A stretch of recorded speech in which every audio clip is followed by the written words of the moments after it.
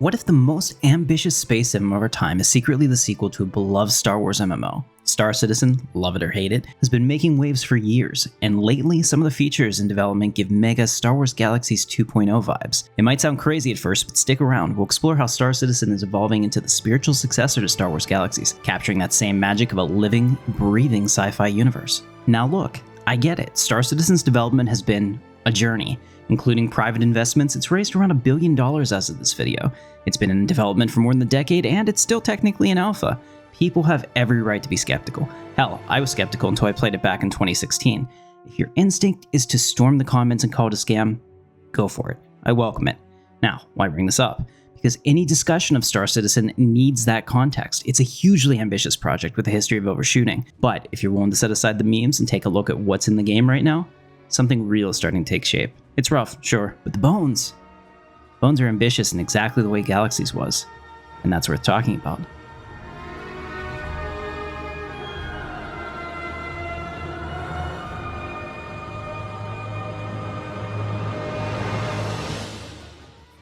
Next hour, a group of travelers will band together, and a mighty beast will be vanquished. In the next minute, an evil empire will threaten the galaxy, and a rebellion will rise. In the next second, a young hero will discover the Force, and a new Jedi Order will be born. Where will you be?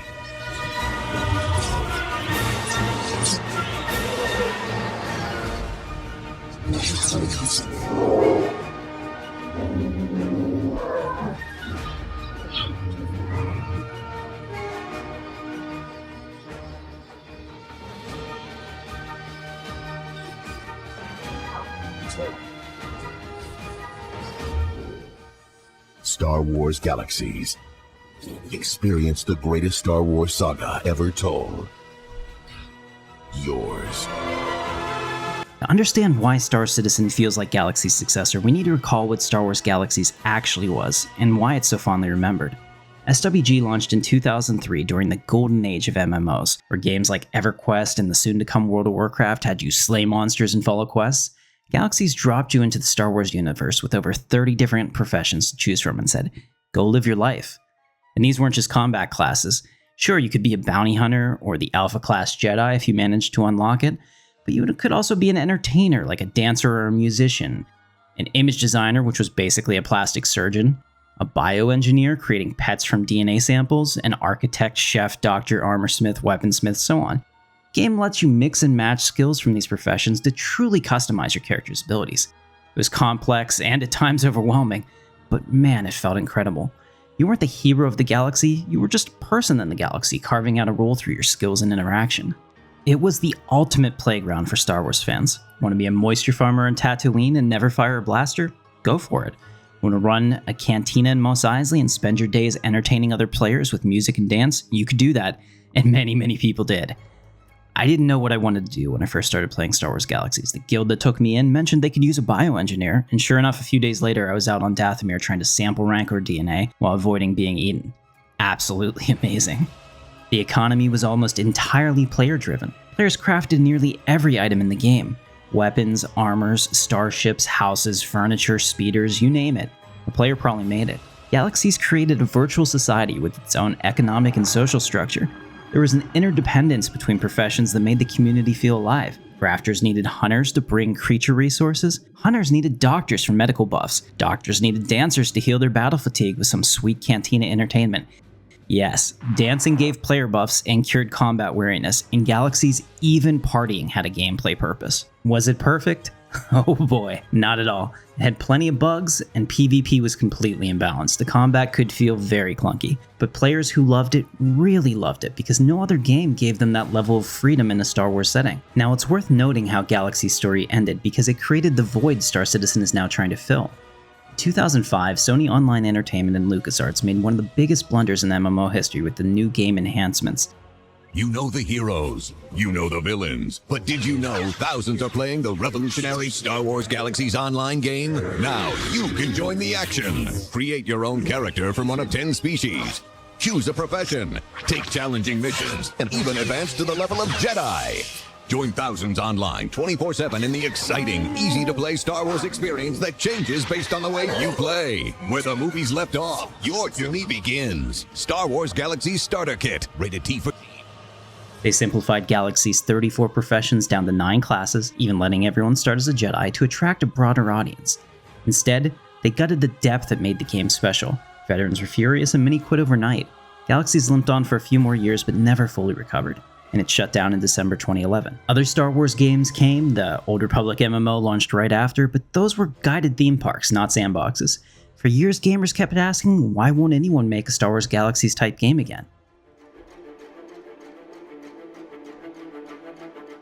Enter Star Citizen. Although set in its own original universe, Star Citizen embraces the same sandbox philosophy. It's an open universe where you choose your role or multiple rules and make your fun. Star Citizen's development has been intentionally implementing features that encourage emergent gameplay and player-driven stories, much like Galaxies did. In Star Citizen's persistent universe, there are missions you can take, bounty hunting contracts, delivery runs, investigation quests, but you're equally free to ignore them and just wonder. There are entire star systems with planets and moons at a scale never before seen. Dynamic weather on the way, and no invisible walls anywhere. You can fly to a planet or moon, step out of your ship, and explore on foot. You might take your rover to drive for hours across Damar's dunes or Microtech's frozen lakes simply because it's there.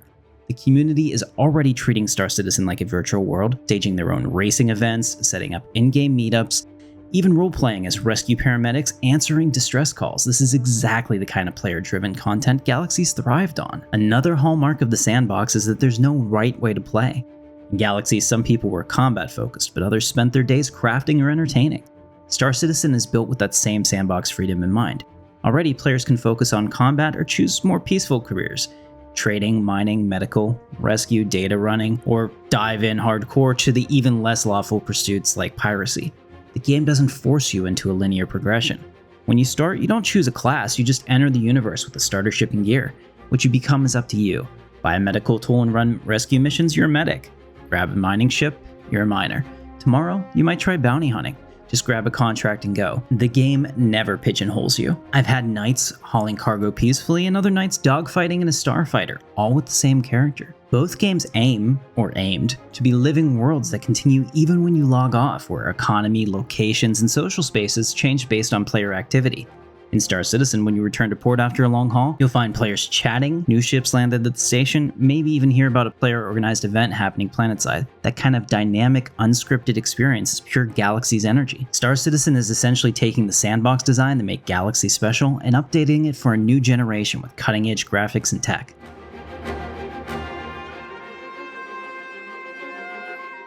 If you ask Galaxies veterans what features they miss most, a lot of them will answer player housing and cities.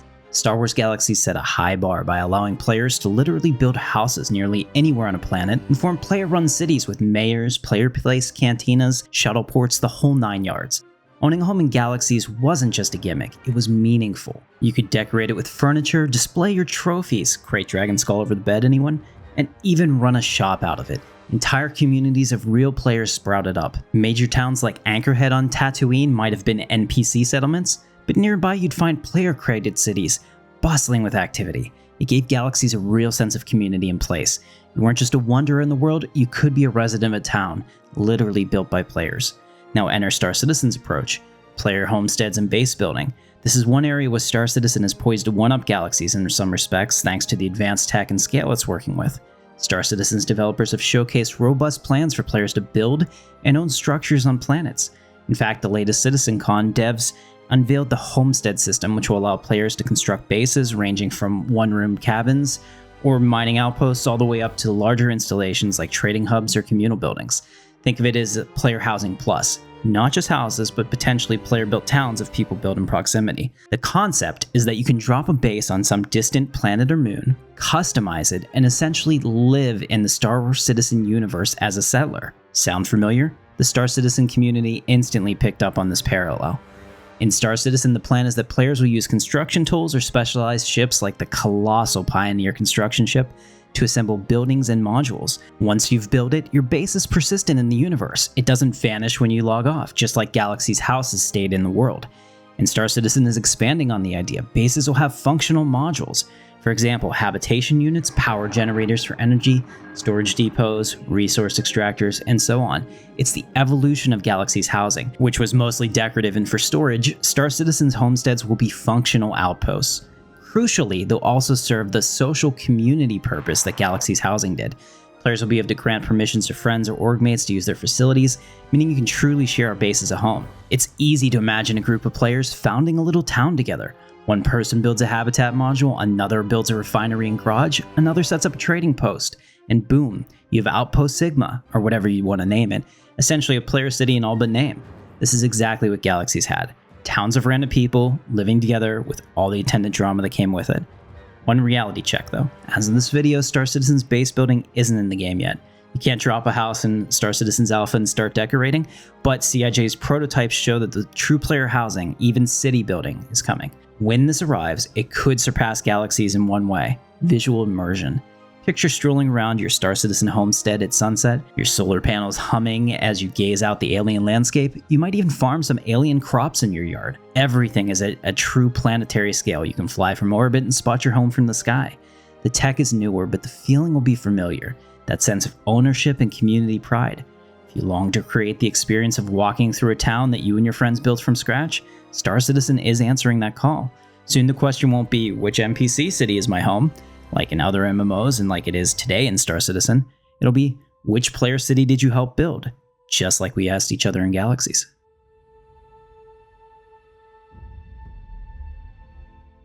Crafting. The system in Galaxies that turned nerdy, math-inclined players into galactic tycoons and made resource gathering into an almost religious weekly ritual. If you played Galaxies, you'll recall that crafting was insanely deep. Every resource had quality values that affected the stats of the item you created. Crafters would camp rare resource spawns using survey tools to find that perfect 90% density of polysteel copper, harvest thousands of units, and then experiment in crafting stations to squeeze out extra damage on that laser rifle. The best weapons, armor, starships, even food and drugs in Galaxies were made by players, not looted from monsters. The economy was almost entirely player-driven, with artisans at its heart. Galaxies had player-run vendors and a bustling marketplace where if you wanted a top-tier item, you sought out a famous crafter's shop. It also fostered interdependence. Adventurers needed crafters for gear, and crafters needed adventurers to gather rare components like crate dragon pearls or other creature drops. It was a beautiful symbiosis that made the player economy incredibly vibrant.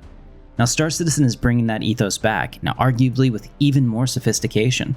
Let's break down how crafting looks in Star Citizen as of the current design compared to Galaxy's legendary system.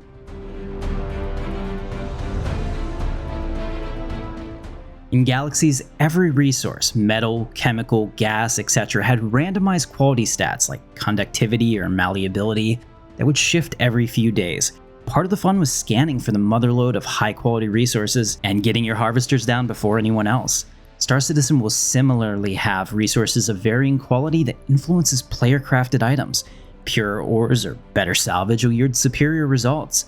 Players will scour planets for the best materials, and savvy crafters will pay miners extra for top-quality resources.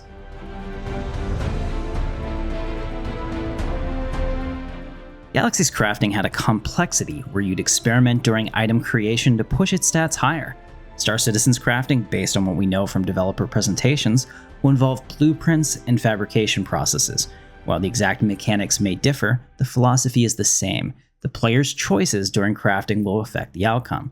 You might choose how much material to use or what power setting to fabricate at, etc., to influence item stats, similar to Galaxy's experimentation points. The result is not every item of the same type will be identical. A player-made gun could end up more powerful or efficient if made with high-grade materials and skill. CIG has talked about implementing quality tiers for crafted goods. So much like in Galaxies, we'll see master crafters in Star Citizen whose products are renowned for being the best, because they figured out the optimal way to craft each item with the top resources. I still remember the name of the best weaponsmith on my server, Scylla, for SWG. Do you remember yours?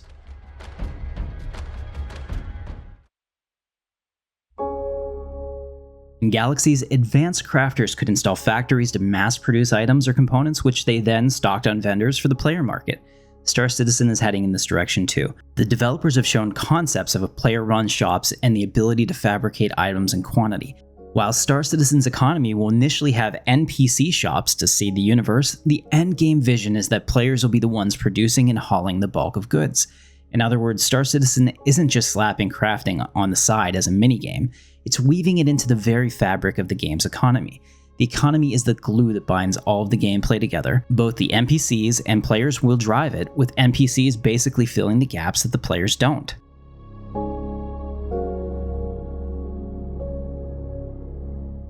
In Galaxies, entire professions were devoted to crafting and resource gathering. Star Citizen will allow players to similarly specialize in economic rules without locking them into that playstyle.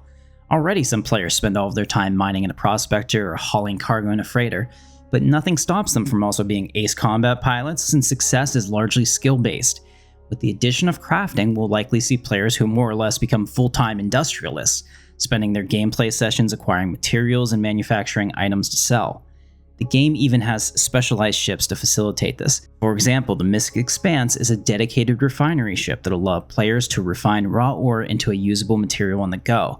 When that ship comes into the game, it'll be a key step towards that player-to-player economy because it allows players to process and then trade materials without involving an NPC station. The vision is a supply chain run by players, miners extract ore and sell it to a player-owned refinery ship. Refined materials get sold to a player with a factory who can then craft a product, which is finally sold to the consumer via player-run post or shop. Player organizations could effectively own and coordinate all parts of the production process at a massive scale. It's basically Galaxy's economy, but supersized. What's really encouraging is hearing the developers emphasize these points. They've outright stated that when player trading comes fully online, it'll have seismic effects on the Star Citizen universe. They want that dynamic chaos of a player economy. They want crafting and trading to be major gameplay pillars, not afterthoughts. We've seen that Star Citizen's sandbox design encourages emergent gameplay, just like Galaxies did. It lets players choose their own role with no rigid classes. It's bringing back player housing in cities, and it revives deep crafting with a vibrant player-driven economy. At each step, we found that Star Citizen isn't just inspired by these Galaxies concepts, it's actively iterating on them and improving them for a new era. As a Galaxies veteran, it sends shivers of excitement down my spine. It's like seeing a spiritual successor rise, not in name, but in spirit and function.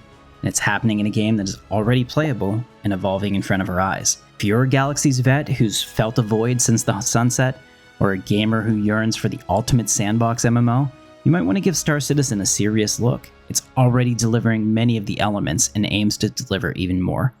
I'll say it plainly, Star Citizen is Star Wars Galaxies 2.0 in all the ways that truly matter. It's the evolution of that sandbox legacy. It's as if the soul of Galaxies has been reborn, trading its Jedi robes for a spacesuit, and I am here for it. That's it for today's journey through the galaxy, folks. If this video sparked memories of a life on Tatooine, the grind to Jedi, or just reminded you why SWG was something special, hit that like button. Subscribe if you want more deep dives into the worlds we love and lost, and maybe a few that we're rebuilding. Drop a comment with your favorite profession or faction. Were you rebel scum, an imperial loyalist, or just in it for the credits? Until next time, stay safe, stay scruffy, and may the Force be with you. Always.